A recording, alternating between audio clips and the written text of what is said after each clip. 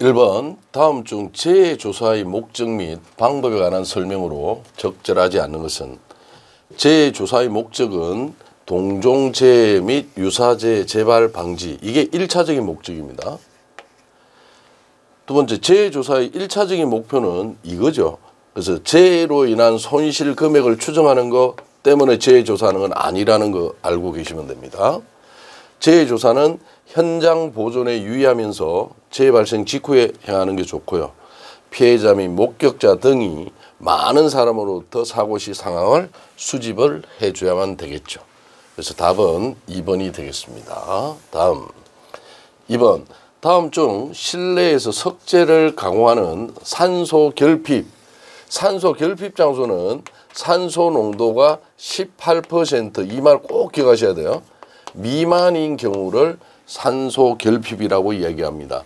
산소 결핍 장소에서는 내부에 있는 공기를 흡입하는 게 아니라 외부에서 있는 공기를 유입받아서 써야 됩니다. 그게 바로 뭐냐면 송기 마스크가 되시겠습니다. 산소 결핍 장소에서는 요 두 가지는 사용을 할 수가 없다라고 여러분이 알고 계시고, 위생 마스크는 보호구라고 할 수도 없는 거죠. 그래서 답은 3번.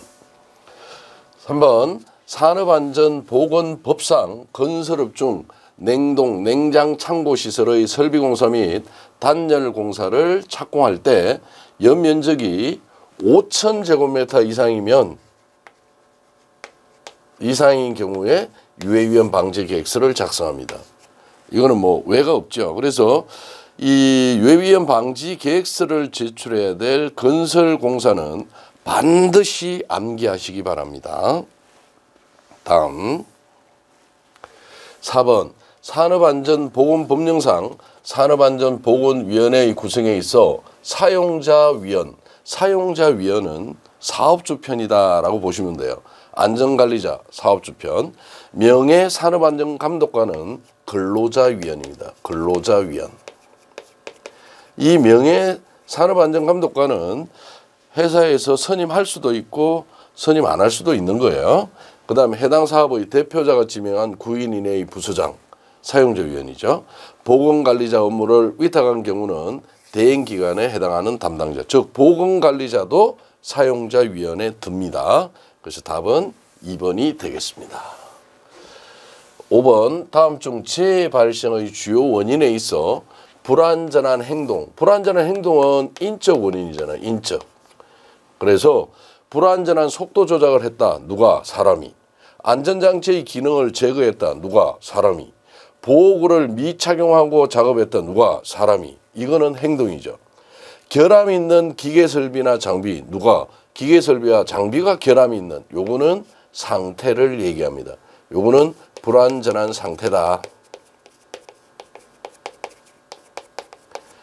그래서 누가라는 말을 붙였을 때 사람이라는 말이 나오는 것이 불안전한 행동이다. 그렇게 봐놓으시면 되겠습니다. 다음 6번, 방진 마스크의 선정 기준이 아닌 것은 분진을 제거하는 효율이 높아야 되고요. 흡배기 저항은 낮아야만 숨쉬기가 용이합니다. 흡배기 저항이 높으면 호흡하기가 어렵습니다. 중량은 가볍고 시야는 넓고 뭐 이런 것들은 다 맞는 내용이죠. 다음 7번, 다음 중 재해 예방의 4원칙. 모든 사고는 원인이 있습니다. 그래서 원인 계기의 원칙입니다. 원인이 있다면 대책을 선정할 수 있습니다. 이 대책을 실시하면 예방 가능하죠. 그 다음에 손실은 필연이 아니라 손실 우연의 원칙이 돼야 맞는 말이죠. 그래서 요 4가지 재해 예방의 4원칙은 꼭 기억하시기 바랍니다. 다음 8번, 다음 중 재해의 발생 형태에 있어 일어난 장소나 그 시점에 일시적으로 요인이 집중한다. 요인이 집중한다라는 말은 집중형을 얘기하는 거죠. 그래서 재해가 발생하는 경우 뭐냐? 집중형은 단순 자극형을 집중형이라고 얘기합니다. 이게 집중형입니다. 이렇게 기억하고 계시면 되겠습니다. 다음 9번, 재해 손실비 평가 방식 중 시몬즈 방식은 보험비 플러스 비보험비입니다. 그래서 보험 코스트 플러스 비보험 코스트 그렇게 이야기하는데 비보험 코스트의 선정 항목은 제일 먼저 휴업상해 건수가 있어요. 이건 휴업이 없네요. 휴업상해 건수, 그 다음에 통원상해 건수, 그 다음에 응급조치 건수, 그 다음에 무상해 이렇게 얘기합니다. 그래서 요 네 가지에 대한 손실액을 곱해서 4개를 더해주는 것이 비보험 코스트입니다.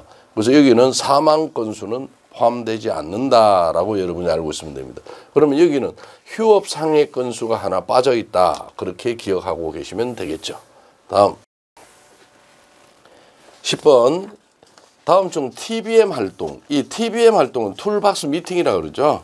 그래서 적시 적응법이라고 이야기하는데 이 TBM 5단계는 2차 주관식 문제에서도 예전에는 많이 물었어요. 자, 그래서 TBM 5단계는 1단계가 도입입니다. 2단계가 점검 정비, 2단계가 점검 정비. 이것만 알고 있으면 끝나네요. 그래서 이 문제는 2번이 답입니다. 3단계는 작업 지시, 4단계는 위험 예지 훈련, 5단계는 확인이다. 이런 거는 5가지 단계를 외워 놓으시는 게 좋을 겁니다.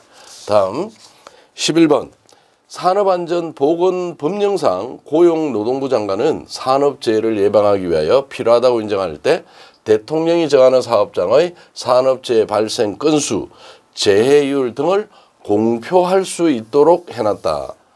이에 관한 공표 대상 사업장의 기준으로 틀린 걸 찾아라. 그렇게 얘기를 합니다. 그래서 연간 산업재해율이 규모별 같은 업종의 평균 재율 이상인 모든 사업장, 이거는 해당 사항이 없습니다. 관련법상 중대산업사고가 발생했다든지, 그 다음에 산업재해 발생에 관한 보고를 3년 이내에 2회 이상 누락한 사업장, 그 다음에 산업재해로 연간 사망재해자 수가 2명 이상 발생한 사업장, 또는 사망 만인율이 규모별 같은 업종 평균 사망 만인율 이상인. 그래서 이런 말이 아니라 이 말이 나와 있어야 1번은 맞는 말이다 라고 여러분이 보시면 되겠습니다. 그래서 이 공표 대상 사업장 종류도 2차 때 한 번씩 물으니까 암기하시기 바랍니다. 12번 안전점검의 종류 중 주기적으로 일정한 기간을 정한다. 이 말이 핵심이죠. 그게 정기점검이잖아요. 그래서 바로 정기점검 이렇게 나오는 거예요. 일상점검은 작업 전, 작업 중, 작업 종료 후에 수시로 실시하는 점검. 특별점검이라는 것은 고장 시 수리 이런 특별한 건수가 있을 때 하는 점검이에요. 또는 뭐 천재지변이 지나간 이후, 또는 안전 강조 기간이나 방화 주간 내에 실시하는 점검은 특별점검. 임시점검은 말 그대로 임시로 실시하는 점검이다. 그렇게 여러분이 기억하고 계시면 되겠습니다. 다음 13번 재해사례 연구법 중 사실의 확인 단계에 사용하기 가장 적절한 분석기법. 사실의 확인은 4가지를 확인합니다. 4가지를 확인합니다. 그래서 재해사례 연구법 중 1단계 사실의 확인 단계에서 조사 항목은 사람에 관한 것, 물건에 관한 것, 그 다음에 관리에 관한 것, 재해 발생까지 경과에 관한 것을 원인을 찾아내는 거예요. 그래서 특성 요인도라는 것은 이런 식으로 어골상으로 나타내는 거죠. 사람이 잘못한 게 뭐냐 이렇게 찾아내는 거예요. 그래서 많이 이용되는 것은 특성 요인도다. 그렇게 여러분이 알고 있으면 됩니다. 특히 이 4가지를 기억하시기 바랍니다. 사람, 물건, 관리, 재해 발생까지의 경과에 관한 것을 찾아내는 것이 사실의 확인이다. 그렇게 여러분이 보시면 되겠습니다. 다음 14번 건설기술진흥법령상 건설사고조사위원회는 위원장 1명을 포함해서 몇 명 이내의 위원으로 구성하느냐? 12명 이내의 위원으로 구성합니다. 그래서 답은 1번입니다. 이거는 뭐 왜가 없죠.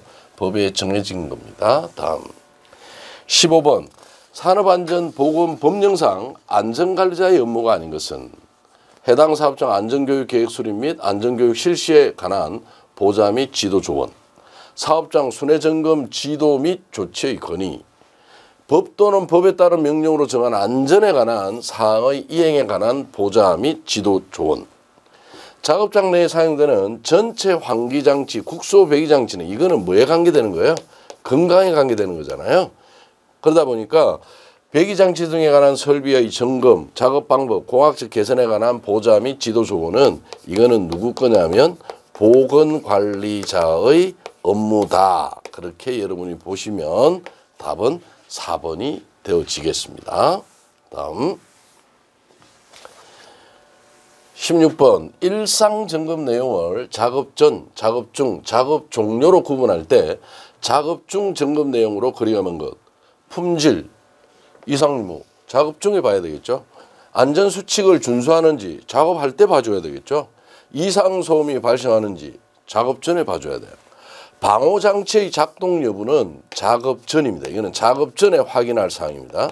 작업 전. 그래서 만약에 방호장치의 작동 여부를 확인하지 않고 작업하다가 작동이 안 되면 다치잖아요. 그래서 방호장치의 작동 여부는 반드시 작업 전에 확인할 사항이다. 그렇게 여러분이 알고 계시면 되겠습니다. 다음 17번 100명의 근로자가 근무하는 A 기업체에서 일주일에 48시간 연 50주를 근무하는데 1년에 50건의 재해로 총 2,400일의 근로손실 일수가 발생했다. 강도율은 이 강도율이라는 것은 연간 1,000시간 작업할 때 재해로 인하여 입을 수 있는 근로손실 일수인데 밑에는 근로 총 시간 수입니다. 이게 뭐냐? 연입니다. 연. 그 다음에 근로손실 일수 위에 올리고요. 그 다음에 곱하기 10에 3승하면 되죠. 그러면 연근로시간은 100명이 48시간 50주를 일하는 게 총 근로시간이잖아요. 거기에 근로손실 일수가 2,400일이고 곱하기 1,000 하면 이 값을 계산기로 계산하면 얼마 나오냐면 10이 나옵니다. 그래서 답은 1번이 되어지겠습니다. 다음 18번 산업안전보건법령상 안전검사 대상 유해위험 기구, 기계 등이 아닌 것은 자 안전검사 대상입니다. 안전검사 대상이 아닌 거는 자 압력용기 맞고요. 원심기는 산업용에 안 했습니다. 국소배기장치는 이동식은 제외합니다. 제외. 그래서 3번이 틀렸어요. 크레인은 전기가 중이 2톤 미만인 거는 제외하고 이상인 거는 안전검사 대상이다. 그렇게 여러분이 알고 계시면 되겠습니다. 다음 19번 작업자가 기계 등의 취급을 잘못해도 사고가 발생되지 않도록 즉 인간적인 측면에서 즉 사람이 에러를 범하더라도 사고가 일어나지 않도록 막는 기구를 뭐라 하냐면 풀프루프라고 얘기합니다.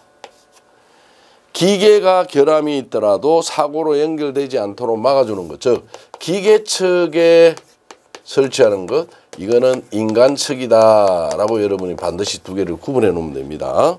그래서 fail-safe라는 것은 기계가 잘못 고장이나 부품이 고장이 났을 때 사고로 연결되지 않도록 바로 정지하는 것, fail-passive.